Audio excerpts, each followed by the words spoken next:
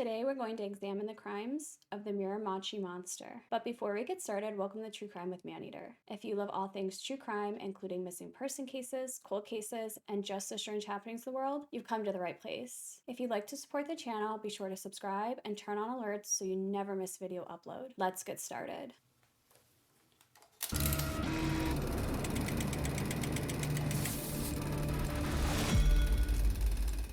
The Miramichi is on the coast of New Brunswick, and it's renowned for its beauty and lush greenery. When the sun is bright and it shines on those clear waters of the Miramichi River, the streets would fill and residents would begin their daily routine. It was known as a peaceful community where people normally didn't lock their doors at night. They would leave their keys in their car and just slept without worry, until one day it wasn't that peaceful community any longer. In the late 1980s, that sense of security would be shattered by a man who loathed society and believed it was responsible for how his life turned out. In the early morning hours of June 21st, 1986, a frantic 911 call came into dispatchers. On the other line was Mary Glendinning. She had been beaten severely and discovered that her husband had been murdered. The two owned a convenience store that was attached to their home, and she would detail that her and her husband had heard a break-in, and when they confronted the robbers, they were both viciously attacked. At some point, she had lost consciousness, and her attacker must have thought she was dead. The thing is, while she was talking to the 911 operator, she identified her attacker, and it was a Miramichi local and regular customer. She would say Alan Laguerre and two younger men had robbed her store and murdered her husband. Alan Joseph Laguerre was born on February 13th, 1948, to a low-income family living in Miramichi. He did grow up in poverty and seemed to be surrounded by a significant amount of crime. The area was known for theft, assaults, and break-ins, and it appears he discovered a like for this. Alan's father wasn't in his life from an early age. He had walked out on his family, leaving a single mother with 3 small children. His family was always struggling with financial difficulties, and other children made fun of him and his siblings for being fatherless. This soon made Alan feel like an outcast. But he did have one person who he loved and leaned on for support, and that was his older brother. But it appears that even as a child, Alan was seen as a Jekyll and Hyde type of character. To those he liked, he was very sweet and charming and a lovely young boy. But those he disliked described him as cruel and spiteful, and it appears this followed him into adulthood. It appears that he was close to his mother for some time. He would talk about how much he resented the local community for turning its back on them. During these conversations, his mother would try to steer him in a different direction, but it didn't appear to work. During this time, he would break into homes, sometimes just to see if he could do it. Oftentimes, he would steal things like food, jewelry, and money, and by now he was well known by law enforcement. He had been in and out of jail throughout his youth. Soon, the community would know him as being unpredictably violent. And then his family would change forever. Alan's older brother was hit by a truck when he was crossing a bridge. Unfortunately, Alan's mother, who was just enraged with grief, turned that anger towards Alan. She would often tell Alan that the wrong son had been killed and that she wished it had been him. And this appeared to be the final straw for Alan. His brother had been his only friend and his confidant for his entire life. And now he felt that his mother had betrayed him. And by now, he had no community because they feared him. He knew that he wasn't wanted anywhere or by anyone. He would leave his home in Chatham when he was 16. And he would move to Winchester, Ontario, which was a town located about an hour south of Ottawa. He was ready to reinvent himself and start fresh. He'd work as a car salesman, which was his only legitimate job ever. He would soon realize that going to work every day didn't pay as much as his petty crimes. He would soon go back to breaking into homes and stealing their cash, jewelry, and anything he could get his hands on. There were even times when he would be caught in the act of stealing something from someone's home and would get beaten by the homeowner. He realized that seniors or people with disabilities were less likely to fight back. During his time in Ontario, he would meet a woman and get married. They would have 2 children together, but Alan couldn't stop having affairs, and the two would soon divorce a few years later. By his mid-30s, Alan just was tired of trying to fit in. He was still working a job he hated, and apparently occasionally, his coworkers would make fun of him. After turning 37, he quit his job and moved back to an area in the Miramichi Valley. This area was called the Black River Bridge, and that is where he met John and Mary Glendinning. John and Mary were loved by the locals. They owned a small shop and lived above it. They'd get up early, open the shop, and meet and chat with their customers, one of which happened to be Alan. Alan had been gone from his hometown for quite some time, so when he returned, really nobody thought about all the trouble he had caused in his youth. The thing is, the locals had no idea about all his trouble in Ontario. Unfortunately, one day, while Alan was in the shop visiting John and Mary, he saw a safe. And since he had seen the safe, he knew where it was, and he figured that John was a 66-year-old man who didn't stand a chance against him. He knew that it was going to be a pretty straightforward job. The thing is, he would have to steal the entire safe and take it to his home. This meant he would need accomplices. On the night of June 21st, 1986, the trio decided that it was the perfect night to set the plan in motion. They'd break into the shop, find the fuse box, and cut the power. But when they went to where the safe was usually kept, they were shocked to find that it was no longer there. They would head upstairs looking for the safe, but unfortunately they found John and Mary, who were still awake. They would begin by beating John until he was all bloodied and battered. And then they would do the same with Mary, who had also been sexually assaulted. Eventually, the three criminals would flee the scene, realizing that they didn't know where the safe was and that they had just killed 2 people. The thing is, they had no idea that Mary had survived the attack. Alan and his accomplices would be arrested. Alan would claim that even though he was present at the scene of the crime, he never participated in the assault, but he was found guilty and sentenced to life in prison with the possibility of parole after 18 years. Alan Laguerre didn't believe that he belonged in prison, and he didn't believe he deserved to be in prison. He would continue to file unsuccessful appeals, and then he would soon realize that he couldn't secure legal freedom. But during his time in prison, he was a model prisoner. He didn't get in any trouble, he worked out, read books, and he got along with the other inmates. And he would do his work pleasantly. He would even build up a friendship with prison workers.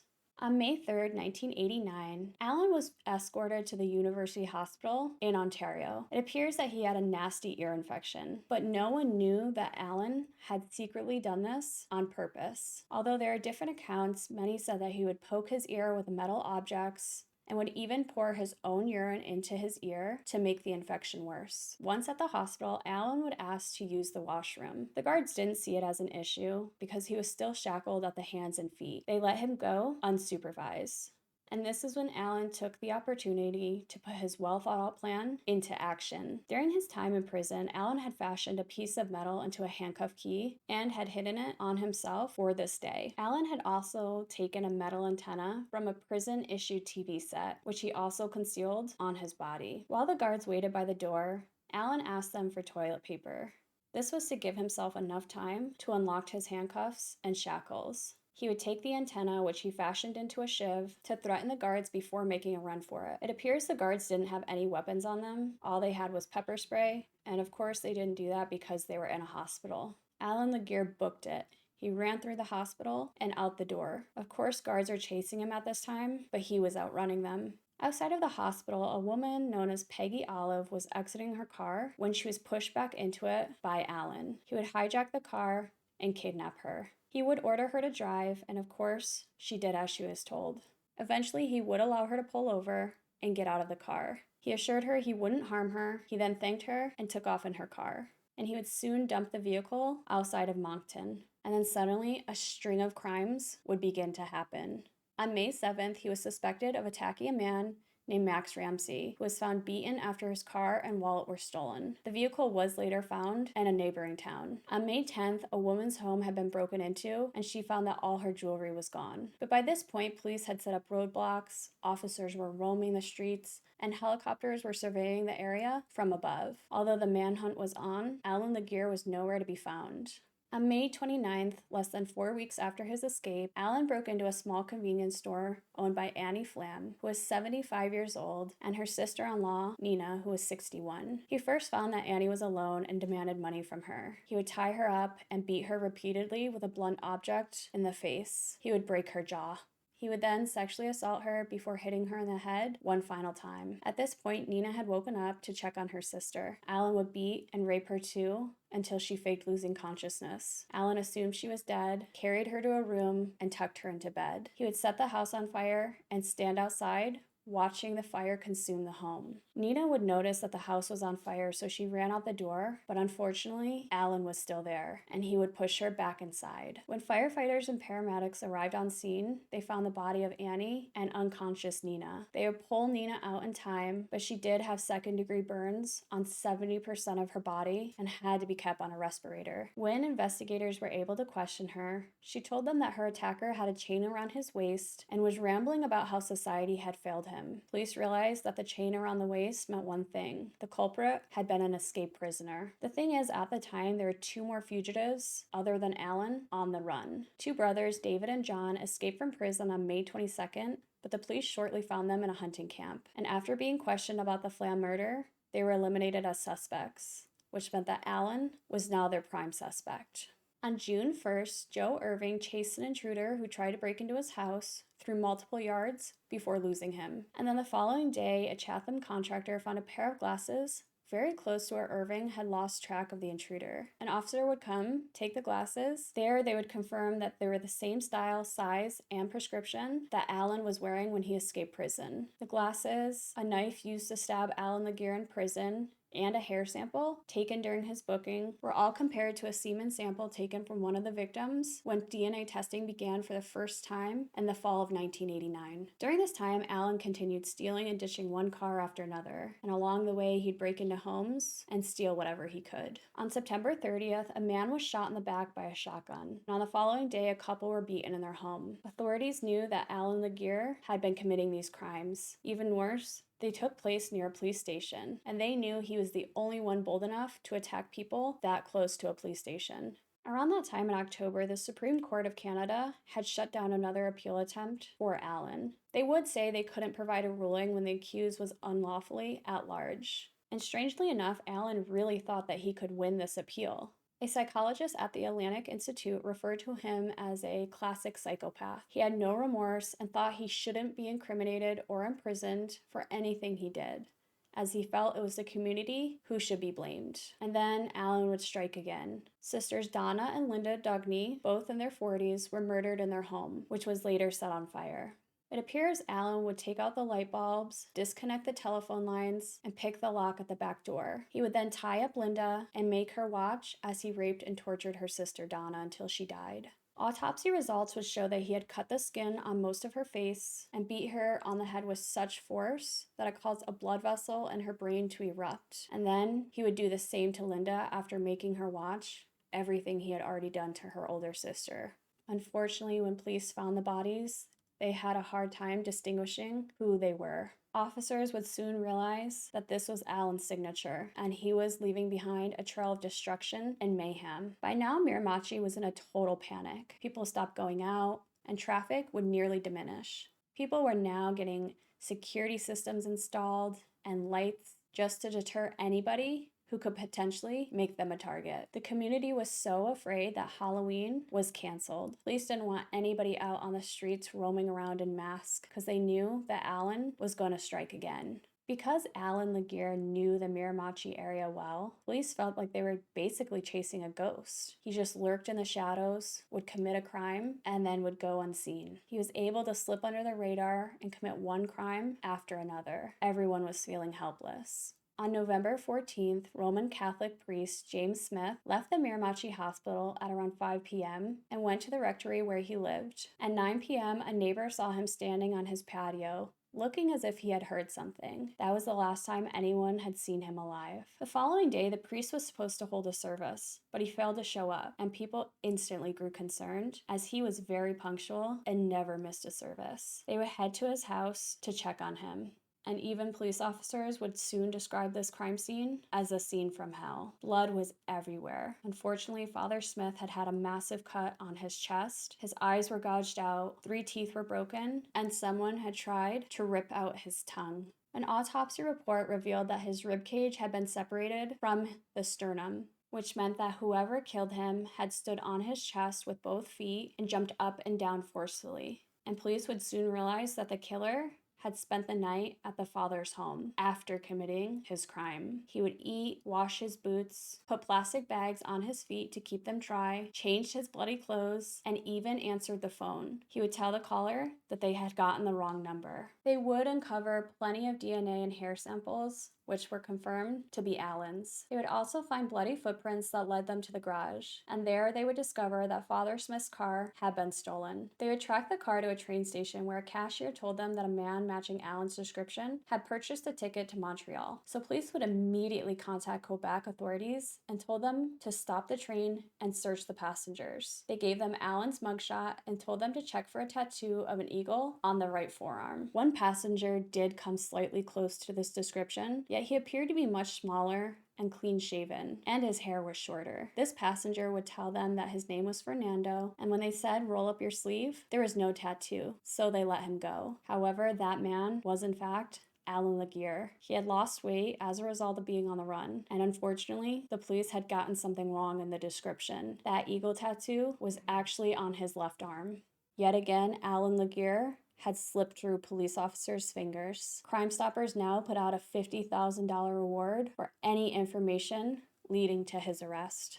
On November 23rd, a St. John taxi driver was stopped by a man wanting to go to Moncton. The driver called the dispatcher and agreed to the ride when he found out the fare was $100. But once this man was inside the taxi, he pulled out a gun and said, "I'm the one they're looking for. I'm Allen Laguerre." It was a snowy night and the roads were super icy, which led the cab driver to lose control of the car and crash into a snowbank. Allen would order the driver to get out of the car and would take him hostage. They did manage to stop a vehicle driven by a woman and asked her to help them. The woman would agree to give them a ride. But once they got in the vehicle, Allen showed his gun and revealed his identity to her. The thing is, he didn't know that she was an off-duty officer. She would drive a while with them in the car, but she had to stop for gas. Allen would take her keys, fill the tank, and walk in the store to pay the $15 for gas. At this time, Officer Michelle Mercer used the spare key she was hiding and drove away before Allen could catch up. And then in the early hours of November 24th, she walked into the nearest RCMP department and reported everything that had happened. Instantly, police would rush out and set up roadblocks and put officers on the streets. By this time, a truck driver stopped to help Allen out. Of course, Allen would take the driver at gunpoint and demand he take him to the airport. He told the truck driver that he was going to Iran. Allen would tell the truck driver to use a back road, thinking that by doing this, he would avoid the police. But this alerted another truck driver who knew that large trucks usually didn't use back roads. So he notified the police, and they managed to catch up to this truck driver after a 30-minute chase. Law enforcement was very much prepared for a gunfight, but once they had Allen cornered, he would toss the gun out the window, raise his arms, and surrender without resistance. On August 13th, 1990, Allen was sentenced to 9 years for his escape and kidnapping of Peggy. They were to be served along with his original life sentence that he received for murdering John. And then on November 20th, he would stand trial for 4 counts of first-degree murder, where DNA evidence was admitted in court for the first time in Canadian history. A year later, on November 3rd, 1991, Allen was found guilty of all murder charges and sentenced to life imprisonment without eligibility for parole for 25 years. And of course, this case only gets worse. Allen's parole officer told the hearing his case management team did not support giving Allen day or full parole. She said his participation in some rehabilitation programs has not translated to responsibility. She said, quote, "Allen shows limited insight into his offenses and that he is on a waiting list for high-intensity sex offender program. The parole board would turn to Allen and say, 'Your risk is not manageable. The victim's harm is still felt to this day, and you have a number of outstanding issues.'" Allen did appear at this meeting via virtual hearing, where he's being held at a maximum security prison. He would answer questions at length for close to 4 hours, and he would say he doesn't understand why the community can't forgive him. He said he was a different man now and denied killing 2 of the 4 people he was found guilty of killing. During his questioning, it appeared that he provided mostly rambling answers. Sometimes he would speak for 10 to 15 minutes after a yes or no question. They would ask him repeatedly to keep his answers short or to come back to the topic at hand. Even before the hearing started, he would interrupt the hearing officer, and he even extended the routine list of checklist questions to almost an hour. When asked if he considered himself a violent person, Alan would say no. When asked if he considered himself to be a sexual offender, he would say no. One of the board members said that information on his file speaks to more severe violence and deaths than what he's saying he's responsible for. One of them would ask if he's reminded in any way of the pain and suffering that people felt as a result of his actions. Alan would say, "Yes, I understand that part, but the one thing I don't understand is why they can't forgive me, why they can't forget." When a board member asked him if he takes responsibility for causing the deaths of the 4 victims while he was a fugitive, he would say, "I was present, but I wasn't the only one. I was found guilty, but they don't have it right." His file would also say that he had antisocial and narcissistic disorder and obsessive compulsive personality disorder, and that he scores high on the psychopath checklist. When asked about his sexual violent tendencies,